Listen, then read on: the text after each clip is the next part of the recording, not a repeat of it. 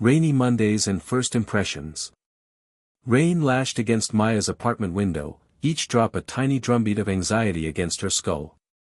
The slide projected on her laptop screen blurred as she reread the same sentence for the 10th time. Projected Q3 growth, synergistic paradigm, leveraging core competencies, it all sounded so corporate. So unlike her. She pinched the bridge of her nose, the scent of cheap lavender candle doing little to soothe her frayed nerves. Ms. Sterling demanded perfection.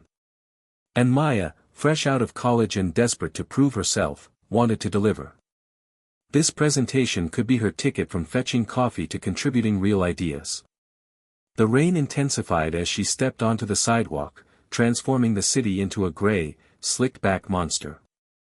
The towering glass and steel of Sterling Enterprises loomed in the distance, a monument to ambition that both terrified and thrilled her. Clutching her worn leather portfolio, a stark contrast to the designer bags around her, Maya pushed through the revolving doors. The lobby was a symphony of hushed phone calls, clicking heels, and the faint, pervasive scent of money. She navigated the polished marble floor, feeling like an imposter amidst the power suits and perfectly coiffed hair. The elevator doors pinged open, momentarily offering sanctuary, before disgorging a fresh wave of impeccably dressed executives. She found an empty corner near a potted fern, taking a deep breath to steady her racing heart. Just a quick run-through of the key points, she told herself. But as she flipped through her notes, a figure materialized before her, radiating an aura of cool command that could curdle milk. Ms. Sterling. Her eyes, the color of glacial ice, scanned Maya from her slightly scuffed boots to her hastily pinned-up hair. Rodriguez, she acknowledged, the word clipped and devoid of warmth. Presentation ready? Maya swallowed hard. Yes, Ms. Sterling. I've been working on it for weeks. A flicker of something unreadable crossed Ms. Sterling's face. Impatience? Disappointment? Maya couldn't tell. Good. My time is valuable. Don't waste it. She paused, her gaze lingering a moment longer than necessary. And try to look presentable. With that, she turned and strode toward her office, her heels echoing sharply on the marble floor. Maya watched her go, the carefully rehearsed words of her presentation dissolving into a puddle of self-doubt.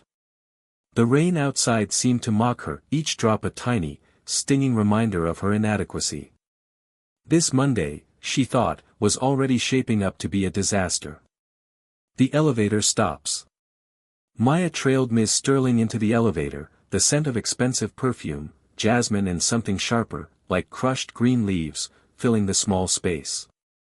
She punched the button for the executive floor, number 22, and then retreated to the corner, pretending to examine the brushed steel walls. The doors slid shut with a soft whoosh, and the elevator began its ascent. The silence stretched, thick and uncomfortable. Maya could feel Ms. Sterling's eyes on her, assessing, calculating. She resisted the urge to fidget, focusing instead on the nearly imperceptible vibrations of the elevator car. Each floor clicked by with agonizing slowness. 12, 13, 14. Maya risked a glance. Ms. Sterling was staring straight ahead, her expression unreadable. Her perfectly coiffed blonde hair gleamed under the harsh fluorescent light. She looked every inch the powerful CEO she was, untouchable and intimidating. Maya quickly averted her gaze. 15, 16. Suddenly, the lights flickered. A low hum filled the elevator, followed by a jarring screech of metal against metal. Maya grabbed the handrail as the car lurched violently, throwing her off balance. Ms. Sterling gasped, her hand flying out to steady herself against the wall. Then, everything stopped. The hum died, replaced by an unsettling silence. The lights dimmed further, casting long, distorted shadows. Maya's heart pounded against her ribs. She swallowed hard, trying to moisten her dry throat. What was that? Ms. Sterling's voice, usually so crisp and commanding, was now laced with a hint of uncertainty. Maya took a shaky breath. I don't know. Maybe a power surge. She fumbled for the emergency call button, her fingers clumsy with nerves. She pressed it repeatedly, but nothing happened. No reassuring voice, no crackle of static. Just silence. Panic began to creep in, cold and insidious. She glanced up at the floor indicator. Stuck. Between 17 and 18. Ms. Sterling straightened, her composure returning. Well, that's just great. She ran a hand through her hair, a rare display of ruffled perfection. Of all the days. Panic and broken buttons. Ms. Sterling stabbed at the elevator buttons, her perfectly manicured nails clicking against the plastic with a frantic energy that contradicted the cool composure she usually projected. Open. Open, damn it, she hissed, her voice losing its usual polished tone. A flicker of genuine fear danced in her eyes, momentarily replacing the steely glint Maya was accustomed to. It was unsettling, like seeing a statue crack. Ms. Sterling, Maya began tentatively, but was cut off. Try the emergency line, Ms. Sterling ordered, her voice sharper now, laced with a desperation Maya had never witnessed before. Maya fumbled for the small, red phone recessed into the elevator wall. She lifted the receiver, holding it to her ear. Silence. Just a hollow, echoing silence. Her stomach dropped. She jiggled the cord, pressed the button repeatedly, but nothing. It's dead, she stammered, her voice barely a whisper. Ms. Sterling's hand flew to her mouth, her eyes widening. Dead? Impossible. Everything in this building is triple-checked, redundant systems, everything. She ran her hand through her impeccably styled blonde hair, dislodging a pin, which clattered unnoticed to the floor. Maybe a power surge. Maya offered weakly, trying to sound more confident than she felt. The air in the elevator was getting thicker, heavier. Let's try the doors, Ms. Sterling said, her voice regaining a semblance of control, though a tremor remained. She planted her hands on the cool metal of the doors and pulled. Nothing. Maya joined her, adding her own weight, straining against the unyielding metal. The doors didn't budge. They were stuck fast. There has to be a manual override, Maya said, her breath coming in short gasps. Ms. Sterling's eyes darted around the confined space, landing on the access panel above the buttons. The override key, she muttered, more to herself than to Maya. It's in my office. Security should have one too, but... Her voice trailed off, her gaze hardening. Time is wasting. The fluorescent lights flickered ominously overhead, casting long, distorted shadows that danced on the mirrored walls. The silence, broken only by their ragged breathing, felt oppressive, suffocating. Panic, cold and sharp, began to prick at Maya's skin. They were trapped. Presentations and pressures. The silence in the elevator stretched, thick and uncomfortable. Ms. Sterling shifted, the metallic click of her bracelet echoing in the small space. So, Maya, she said, her voice a touch too bright, you mentioned a presentation. Tell me about it. Maya's stomach clenched. Presentations were her Everest. It's about the new marketing campaign for the Luna line, she stammered, pushing down the rising tide of panic. Ms. Sterling raised an eyebrow, a silent prompt. Taking a deep breath, Maya plunged in. I was thinking we could move away from the typical aspirational advertising. Show real people, you know. Their skin, their stories, celebrate authenticity. She found herself gaining momentum, the words tumbling out faster now. The Luna line is all about embracing natural beauty, so the campaign should reflect that. She described her vision, user-generated content, collaborations with diverse influencers, a social media campaign built around celebrating imperfections. She even suggested a partnership with a local charity that supported women's self-esteem. The ideas, usually a jumbled mess in her head, were suddenly clear and compelling as she articulated them. Ms. Sterling listened intently, her usual steely gaze softening. Maya noticed the way her brow furrowed slightly, as if she were truly considering each point. The elevator lights hummed, the only other sound in the confined space. "Interesting," Miss Sterling said finally, her voice low. "Very innovative. It's a significant departure from our usual strategy." Maya bit her lip, suddenly aware of how bold her ideas were. "I know it's a risk," she admitted, "but I really believe it could resonate with our audience. People are tired of the same old filtered perfection." Ms. Sterling leaned back against the wall, her expression unreadable. The air crackled with unspoken tension, a different kind of pressure than before. This wasn't just about being trapped, it was about laying her ideas bare, exposing herself to the scrutiny of someone she both admired and feared. Secrets in the dark. The fluorescent lights above buzzed, a familiar, irritating hum that usually faded into the background noise of the Sterling Corp elevator. Then, the buzz stuttered, the light flickered violently, and everything went black. Maya gasped, her hand flying to her mouth. A wave of claustrophobia crashed over her, the sudden darkness pressing in from all sides. She heard a sharp intake of breath beside her. "Ms. Sterling."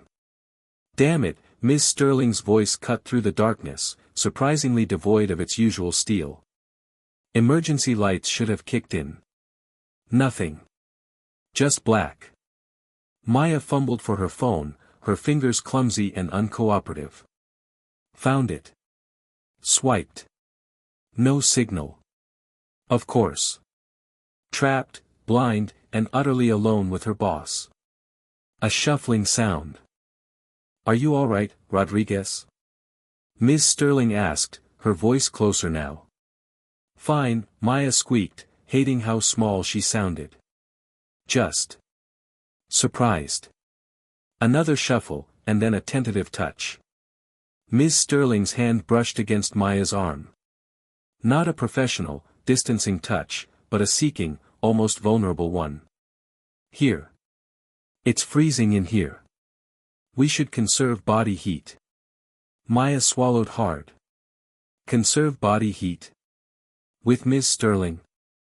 The thought sent a shiver, not entirely unpleasant, down her spine. She edged closer, the warmth radiating from Ms. Sterling a welcome comfort against the sudden chill. Silence stretched between them, thick and heavy. Maya felt an urge to fill it, to say something, anything, to break the suffocating tension. I used to be afraid of the dark," she blurted out, then immediately wanted to take it back.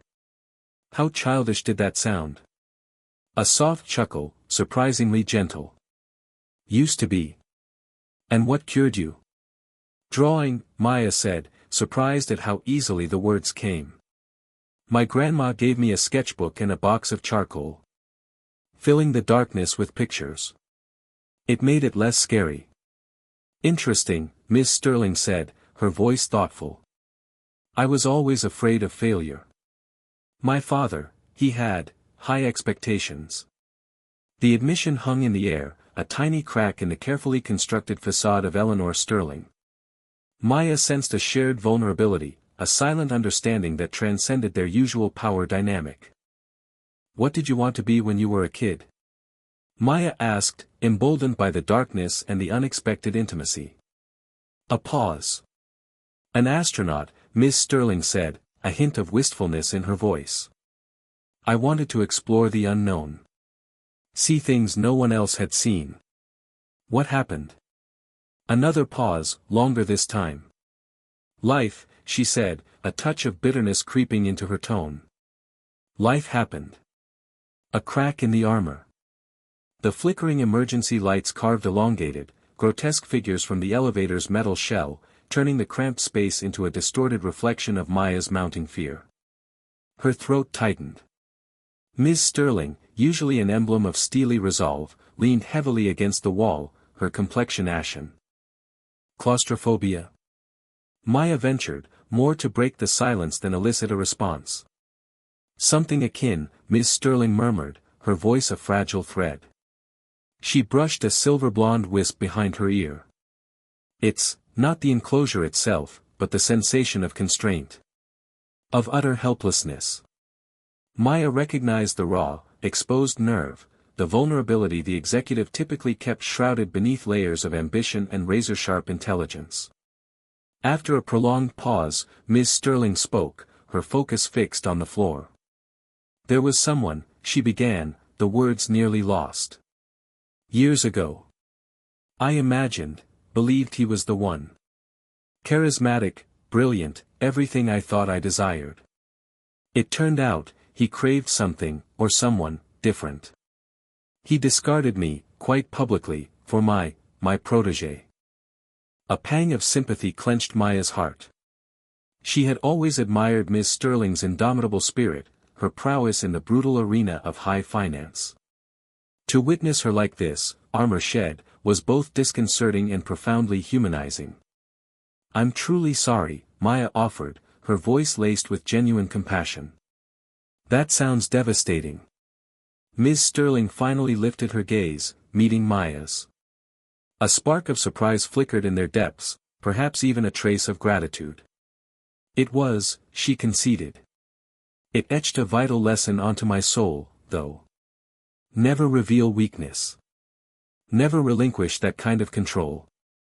"But allowing vulnerability can be a strength," Maya gently suggested. "It doesn't equate to being weak." A faint, melancholy smile graced Ms. Sterling's lips. More easily articulated than enacted. She averted her eyes, toward the immobile doors. The silence that followed felt different, less oppressive, more akin to a shared burden. Maya felt a connection bloom, transcending their professional roles. For the first time, she perceived her boss not as an untouchable monolith, but as a woman scarred by life, who had erected defenses around her heart for self-preservation. Maya edged closer. "His loss," she murmured. "Absolutely." Ms. Sterling's gaze snapped back, and for a heartbeat, Maya thought she glimpsed a glimmer of hope in her eyes. A delicate, nascent ember in the enveloping gloom. The doors open. A groan, metallic and tortured, filled the small space. Then, a shudder.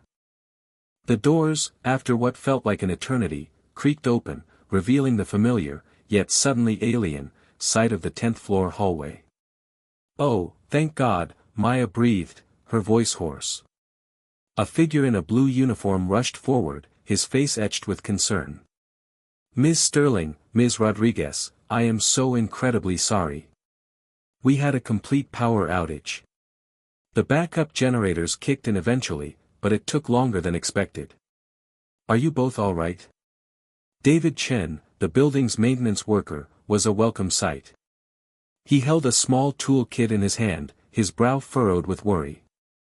Ms. Sterling, ever composed, straightened her jacket. "We're fine, David. Just, a little shaken." Maya wasn't so sure she was fine. The close confines, the forced intimacy, the raw honesty that had poured out of them both, it had left her feeling exposed and vulnerable. Stepping out into the brightly lit hallway felt like stepping back into reality, a reality that suddenly felt different. The fluorescent lights seemed harsh after the dim emergency lighting. Maya blinked, her eyes adjusting. She glanced at Ms. Sterling, really looked at her. Without the carefully constructed armor of power and authority, Eleanor Sterling looked tired.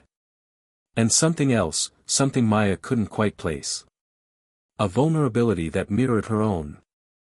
"I'll call security to check you both out," David was saying, his voice laced with genuine concern. "And I'll personally escort you to your offices." Ms. Sterling nodded, her gaze flickered towards Maya. "Thank you, David. That would be appreciated." As they walked down the hallway, the click of Ms. Sterling's heels echoed in the sudden silence.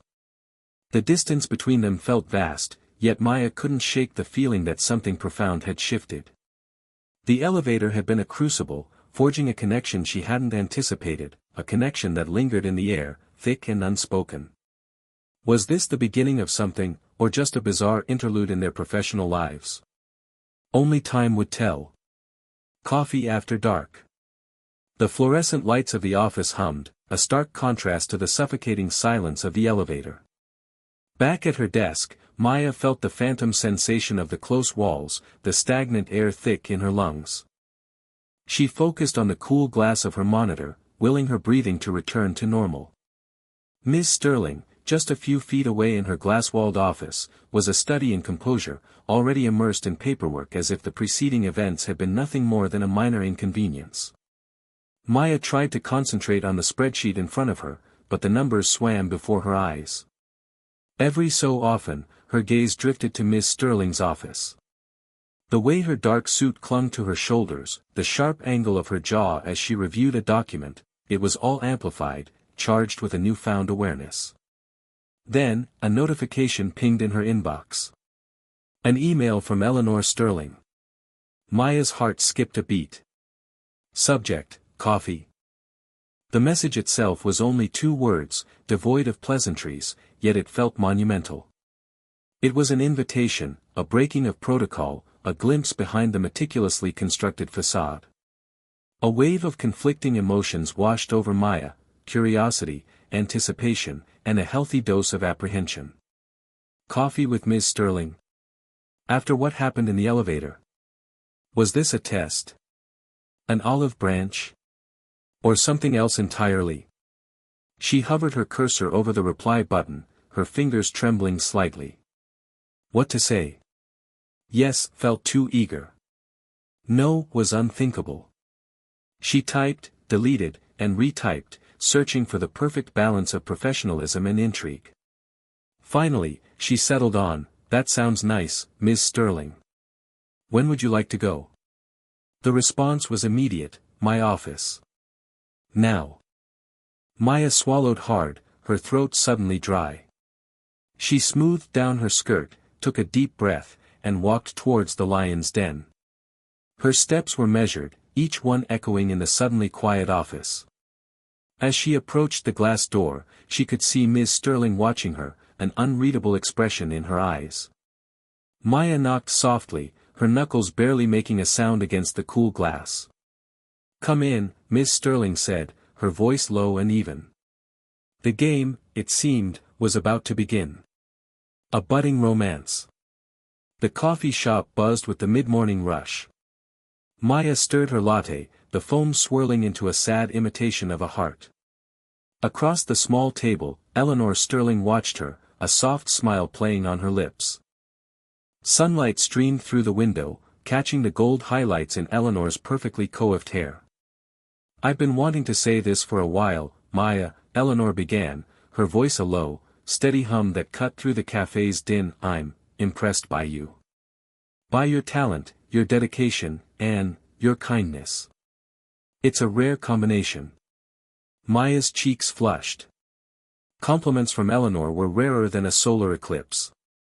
Thank you, Miss Sterling, she murmured, avoiding eye contact. Eleanor, she corrected gently. Outside the office, please. She took a sip of her black coffee, her gaze unwavering. And it's more than just professional admiration, Maya. You must know that. The air thickened. Maya finally met Eleanor's eyes, and the vulnerability she saw there mirrored her own. The elevator. The shared fear. The unexpected comfort. It had changed something. I've noticed, Maya admitted, her voice barely a whisper. Eleanor reached across the table, her hand covering Maya's. Her skin was cool and smooth against Maya's suddenly clammy palm. This is complicated, Eleanor said, her brow furrowing slightly. We both know the optics of a relationship within the firm are less than ideal. There would be whispers, assumptions, backlash, Maya supplied, the word tasting bitter on her tongue. Eleanor squeezed her hand. Exactly. We have to be honest with ourselves, and with each other. Are we willing to navigate that? Maya looked around the crowded cafe. Normal people, living normal lives, free to love whoever they chose.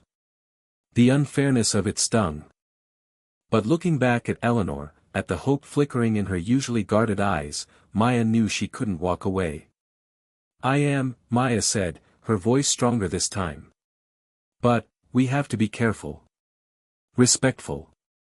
And most of all, honest. Agreed, Eleanor said, her smile widening. Honesty, above all else. She released Maya's hand and sat back, a newfound lightness in her expression. So, where do we go from here? Maya considered the question, the weight of it settling on her shoulders. Slowly, she said. Very, very slowly. We get to know each other outside of the office. Dates. Walks. Maybe a movie. Eleanor chuckled, a warm, genuine sound that sent a shiver down Maya's spine. A movie sounds perfect. She paused, her gaze softening. And Maya? Yes. I'm hopeful. More hopeful than I've been in a long time. Maya smiled, a genuine, radiant smile that reached her eyes. Me too, Eleanor. Me too. The foam heart in her latte still looked sad, but somehow, it felt like it might have a chance to bloom.